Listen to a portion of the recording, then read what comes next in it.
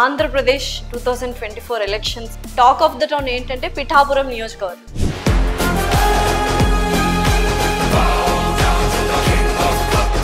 కొత్తకు వింత పాతకు రోత అనే ఫ్యామిలీకి విన్నాం కదా. వంగ గీత పాత అయిపోయింది. ఈరోజు వంగ గీతను కొట్టారు జనాలు.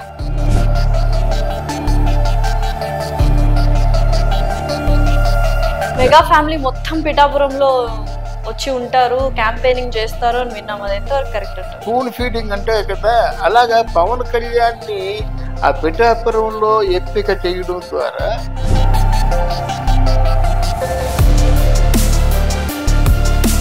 అటువంటి పరిస్థితుల్లో జగన్మోహన్ రెడ్డి కాలు పట్టుకోవడం జరిగింది.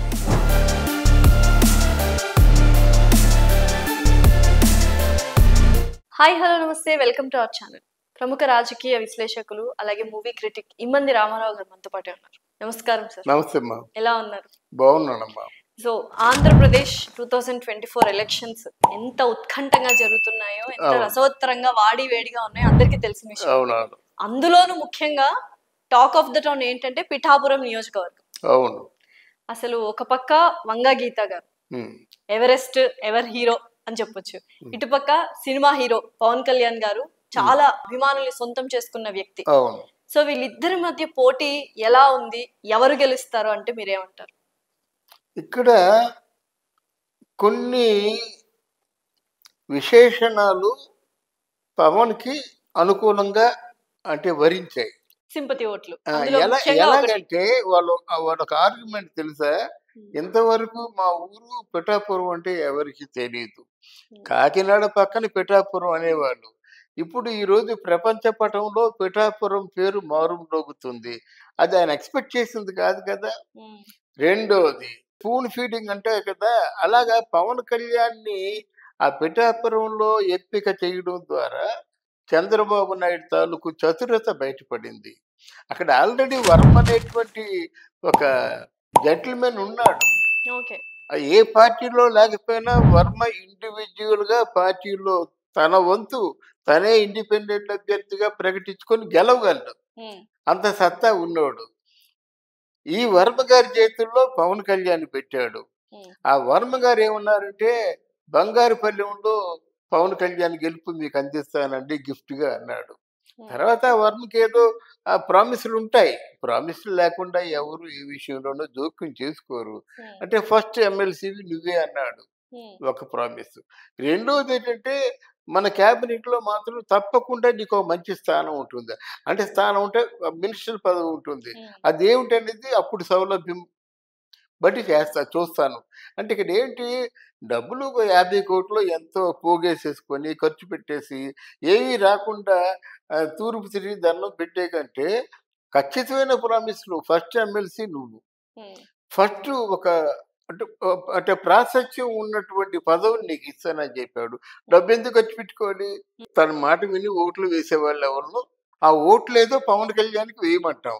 ఇక్కడ ఏమైందంటే, పవన్ కళ్యాణ్ పిఠాపురంలో పోటీ చేయడం, పిఠాపురాన్ని ఆధ్యాత్మిక కేంద్రంగా మలుస్తానని చెప్పడం, అలాగే మత్స్యకారులకు కానీ ఇంకా మిగతా ఈ దళిత వాళ్ళల్లో కానీ రోడ్లు వేయిస్తాను, ఈ సదుపాయం చేస్తాను, అలాగే సూపర్ స్పెషాలిటీ హాస్పిటల్ కట్టిస్తాను, దత్తపీఠాన్ని దుర్గంపీఠాన్ని దర్గాని కూడా టూరిస్ట్ స్పాట్గా తీర్చిదిద్దుతానని చెప్పే మాటలు వాళ్ళు బాగా అంటే హత్తుకున్నాయన్నమాట.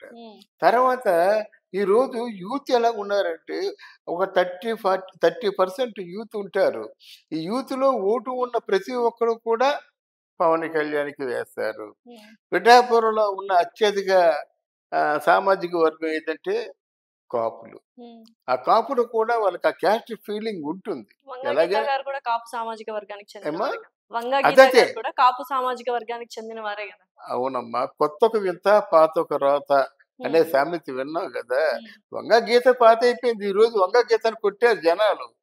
మొత్తం జనాలందరూ ఇవాళ మార్నింగే మూకుమ్మడిగా దాడి చేసి నువ్వు 5 సంవత్సరాల్లో ఏం చేసావు, ఢిల్లీలో కూర్చున్నావు, మళ్ళీ ఇప్పుడు ఏం చేస్తావు, మా వీధుల్లోకి రావద్దు అని చెప్పడం జరిగింది. మీరే అన్నారు కొత్త వింత పాత రోత.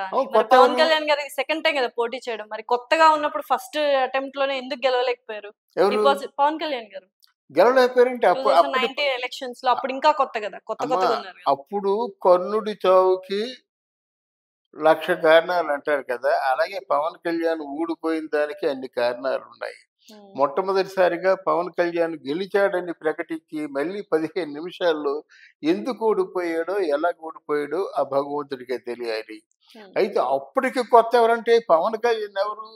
When compare to Jaganmohan Reddy కాదు కదా! అప్పుడు జగన్మోహన్ రెడ్డి చెప్తున్నాడు, నేను రాజశేఖర్ రెడ్డి బిడ్డని, రాజన్న రాజ్యం చేస్తాను. ఒక్క 6 నెలలు చూడండి, బాగలేకపోతే నన్ను గల్లా పట్టుకొని నిలదీయండి అన్నాడు. ఉమ్, అందువల్ల ఆయన చాలా ఉంది. దాంతోడు బీజేపీ పార్టీ తాలూకు సర్వ విధాలుగా సహకారం ఉంది. ఉమ్, ఇక్కడ ఏమవుతుంది, ఇప్పుడు కూడా పవన్ కళ్యాణ్, తెలుగుదేశం పార్టీ చంద్రబాబు నాయుడు ఉంటే వీళ్ళు గెలుస్తారని మనం భరోసా ఇవ్వలేము. ఉమ్, అందుకే పవన్ కళ్యాణ్ తెలివిగా ఏం చేశారంటే బీజేపీని కూడా కూడగట్టుకున్నాడు. ఉమ్, అంటే ఏంటి, బీజేపీ అంటూ ఉంటే ఇక్కడ ఫ్రాడ్ జరగదు అనే ఆలోచన. అది నిజమే, అది చాలా ఓకే. మంచి ఆలోచన. బీజేపీ కూడా ఉంటే వాళ్ళు వాళ్ళు ఎటుపక్క ఉంటే అటుపక్కే విజయం వస్తుంది. ఉమ్, మరి ఆ మంత్రదండం వాళ్ళ చేతిలో ఉంది, అది అందరికీ తెలిసిన దండమే, గుండు బాదుకున్నారు. అది తీసి పక్కనెట్టితే ఇక్కడ పోరులో దిగినప్పుడు గెలుపు ఓటములు రెండే ముఖ్యం. ఓడిపోయారు, అది తీసి పక్కన పెట్టారు. గెలిచాడా, ఆయన తాలూకు బాధ్యతలు సక్రమంగా నిర్వర్తించాలి. వాళ్ళ బాధ్యతలు నిర్వహించే తీరు చూస్తే ప్రజలు మళ్ళీ ఎవరు వద్దన్నా వాళ్ళకే ఓట్లేస్తారన్నమాట. ఇది ఇక్కడ పవన్ కళ్యాణ్ విషయానికి వచ్చేసరికి ప్రెస్టేజ్ ఇష్యూ అయిపోయింది వాళ్ళకి. ఉమ్, మా పిఠాపురం ప్రపంచ పటంలో చూపించాడు. పవన్ కళ్యాణ్ ఏంటంటే మాటలు చెప్పేవాడు కాదు, ఉమ్, ఎవరికైనా తన డబ్బు పంచేవాడు. అలాగే కౌలు రైతులు చచ్చిపోయినప్పుడు, ఆత్మహత్యలు చేసుకున్నప్పుడు ఇంటింటికి వెళ్ళి డబ్బులు పంచాడు కదా, ₹1,00,000 చొప్పున. అలాగే పేదవాళ్ళకి ఇల్లు లేదంటే ఇల్లు, షాపులు లేవంటే షాపులు. అక్కడేమో ఇప్పటంలో ఆ ప్రహరీ గోడలన్నీ పడిపోయిన తర్వాత మళ్ళీ కట్టించుకొని డబ్బు ఇచ్చాడు. ఇలా మన ప్రత్యక్షంగా పవన్ కళ్యాణ్ ఏ విధమైన సహాయాలు చేస్తున్నాడో తెలుసుకున్నారు. ఉమ్, తెలుసుకున్నారు కానీ కొంచెం మునపటికి ఇప్పుడు తేడా లేదు. అప్పుడు పవన్ కళ్యాణ్ జనసేన అంటే ఎవరికి అంత పెద్ద లేదు. ఇప్పుడు అందరూ కూడా అర్థం చేసుకున్నారు. అంతకుముందు పవన్ కళ్యాణ్ జనసేన ఏమన్నాడు చిరంజీవి, ఏమో వాడితో నేను విభేదించాను. సో ఇప్పుడైతే పిఠాపురంలో పవన్ కళ్యాణ్ గారు గెలుస్తారు అని చెప్తున్నారు మీరు, అంతేనా? గెలిచే అవకాశం ఉందని చెప్తున్నాను. ఉమ్, గెలవడం ఎవరిని, మన సొత్తు కాదమ్మా, గెలిచే అవకాశాలు ఉన్నాయని చెప్తున్నాను. రాత్రికి మొత్తం మారిపోవచ్చు అన్నమాట. మెగా ఫ్యామిలీ మొత్తం పిఠాపురంలో వచ్చి ఉంటారు, క్యాంపెయినింగ్ చేస్తారు అని విన్నాం. అది ఎంతవరకు కరెక్ట్ అంటారు? ఎందుకంటే ముద్రగడ పద్మనాభం నేను ఉన్నానండి. ఇక్కడ కాపు కులానికి నేనే పెద్ద భీష్మాచార్యుడు లాంటి ఆయన ఆయన వచ్చేసాడు. ముందేం చెప్పాడు, నేను జగ్గంపేట నుంచి ఒక 2-3 వేల మంది జనాలు తీసుకొస్తానండి అంటే, ఇక్కడ జగన్మోహన్ రెడ్డి తాలూకు పార్టీలో ఉన్నటువంటి కార్యనిర్వాహకులు ఎవరో ఉంటారు కదా, ఉమ్, మరి ఏం పెట్టవలసి ఉంటుంది, ఉప్మా ఒకటి, దోశ, ఏదో ఉప్మా పెసరట్టు ఏదో మెనూ చెప్పాడు. ఉమ్, ఓరి నీ ఉప్మా పెసరట్టు మండిపోను, నువ్వెందుకు 3,000 మంది, అది చెప్పారన్నమాట. నీ కారు నువ్వే తెచ్చుకోవాలి, ఉమ్, నీ పెట్రోల్ నువ్వే పోయించుకోవాలి, నువ్వు ఉప్మా పెసరట్టు ఇస్తావు, మంచినీళ్ళు ఇస్తావు, అది నువ్వే. ఉమ్, అందువల్ల అలాగైతే అంటే అయ్యో నాకు 3,000 మంది వద్దండి, ఒక్కని చాలన్నాడు. అటువంటి పరిస్థితుల్లో జగన్మోహన్ రెడ్డి కాళ్ళు పట్టుకోవడం జరిగింది. ఉమ్, ముద్రగడ అదిగో నాది బలగం అన్నాడు, ఇదిగో నా బలగం అన్నాడు, ఎవడు రావటం లేదు. బలగాలు ఈ రోజుల్లో బయటి వాళ్ళకి రారు అంత తొందరగా, నమ్మి వెళ్ళిపోరు. ప్రతి ఒక్కరు కూడా డబ్బుల మీద ఉన్నారమ్మా. ఉమ్, బయటికి వెళ్ళిపోతే కూలి దొరుకుతుంది, మగవాడికి ₹1000 దొరుకుతున్నాయి ఎక్కడో ఒక కాడ. ఉమ్, అందువల్ల మీకు ఏదో అక్కడ ఆ బ్రాందీ, క్వార్టర్ బ్రాందీ, ఒక బిర్యానీ, ఒక ₹500 అంటే ఆశపడతారు. నాకు ₹1000 అయిపోయాయని చెప్పేసి. ఉమ్, ముద్రగడ ఏం బతుకుతాడు? ఉమ్, ఇకపోయినట్టయితే పెద్దిరెడ్డి తాలూ కొడుకు మిథున్ రెడ్డి ఉన్నాడు. ఉమ్, మిథున్ రెడ్డి ఏం చేశాడు, డబ్బులు పంచగలడు, ఎగ్జిక్యూట్ చేయగలడు, మానిటరింగ్ చేయగలడు. కానీ వెళ్ళి తెలిసిన వాళ్ళైతే కదా అన్న, బావ, మామ ఏదో వరుస కలుపుకొని మాట్లాడతారు. ఇప్పుడు చంద్రబాబు నాయుడు గారు, పవన్ కళ్యాణ్ గారు డబ్బులు పంచనే పంచరు కదా. పంచరంటే పంచకంటే ఎలాగవుతుంది, డబ్బులు పంచకంటే ఎవరు రాజకీయం చేయలేరమ్మా ఈ రోజుని. ఉమ్, వాళ్ళంటే మనం నమ్మేస్తామా? ఉమ్. కాదంటే వెన్ కంపేర్ టు మరి 100% మిథున్ రెడ్డి గారు డబ్బు పంచుతాడు అంటారు, వీళ్ళు కూడా పంచుతారు కదా మరి. వీళ్ళ దగ్గర అంత డబ్బు ఎక్కడ ఉందమ్మా పవన్ కళ్యాణ్ దగ్గర? పవన్ కళ్యాణ్ అంటే ఎవరో ఇచ్చిన ఫండ్స్ ఏదో దారి ఖర్చులకో దేనికో ఇవ్వచ్చు, దాంతో మించి ఒక బిర్యానీ ప్యాకెట్ ఆయన అంటే మామూలుగా లిక్కర్ కంపెనీలకి బాస్ గనక వాళ్ళు ఓన్ ఏ బ్రాండ్ ఉంది కనుక ఆ బ్రాండ్ పనిచేస్తారు. ఆ బ్రాండ్ మ్యానుఫ్యాక్చరింగ్ లోనే ఆ లాభాలు వేసుకొని పనిచేస్తారు. అది తీసి పక్కన పెట్టండి, పార్టీ ఖర్చు అని రాస్తారు. మిగతా వారు పంచలేరు కదా. అందువల్ల ఇక్కడ మిథున్ రెడ్డి లాభం లేదు, ముద్రగడ పద్మనాభం లేదు, కాకినాడలో ఉన్న ద్వారంపూడి చంద్రశేఖర్ రెడ్డి కూడా లాభం లేదు. అందరూ చేతులు ఎత్తేసారు. జగన్ కూడా అంటే ఒక విశ్వసనీయ ప్రచారం ఏంటంటే గీత ఇంకా మరి నా వల్ల ఏమీ కాదని చేతులు ఎత్తేసినట్టుగా కూడా బాగట అది. అందువల్ల గీత ఎంత కష్టపడినప్పటికి కూడా ఈసారి ఎన్నికల్లో గెలవడం కష్టము అనే ఒక నిర్ధారణకు వచ్చారు పిఠాపురం ప్రజలు. ఓకే. సో మొత్తానికి ఇన్ని రీజన్స్ ఉన్నాయి అక్కడ పవన్ కళ్యాణ్ గారు గెలిచేది అంటారు. గెలిచే అవకాశం ఉంది. గెలిచే అవకాశం నేను సీనియర్ జర్నలిస్ట్ గా గెలుస్తానని చెప్తాము.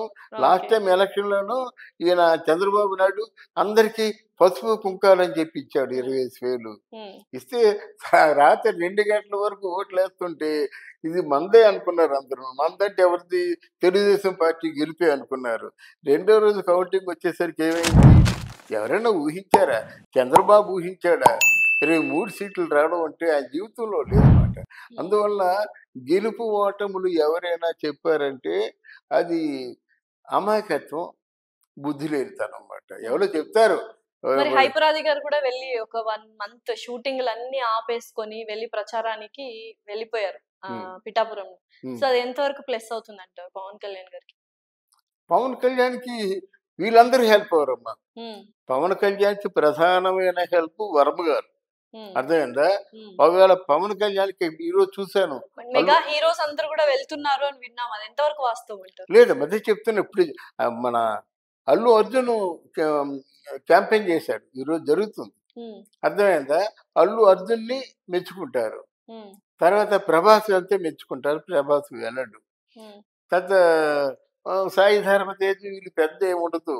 అల్లు అర్జున్ ఒక కొంచెం స్టార్ క్యాంపెయినర్, అలాగే రామ్ చరణ్ కూడా ఒక స్టార్ క్యాంపెయినర్ చెప్పి మిగతా వాళ్ళు ఎవరిని చూడరమ్మా.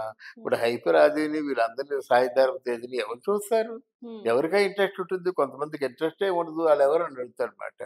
కనుక శిరీష్ వీళ్ళందరూ వెళ్తే ఎవరికి కావాలి, సో వాట్ అంటారు అనమాట. పిఠాపురంలో స్టార్ క్యాంపెయినర్లతో క్యాంపెయినింగ్ చేయించుకొని గెలుస్తారా, లేకపోతే ఇవన్నీ కాదు ప్రజలకు సంక్షేమాలు ఇచ్చారని చెప్పి వంగా గీతారు గెలుస్తారో చూద్దాం. YSRCP party versus Janasena party Pithapuram వేచి చూడాలి. Thank you so much. Thank you అమ్మా.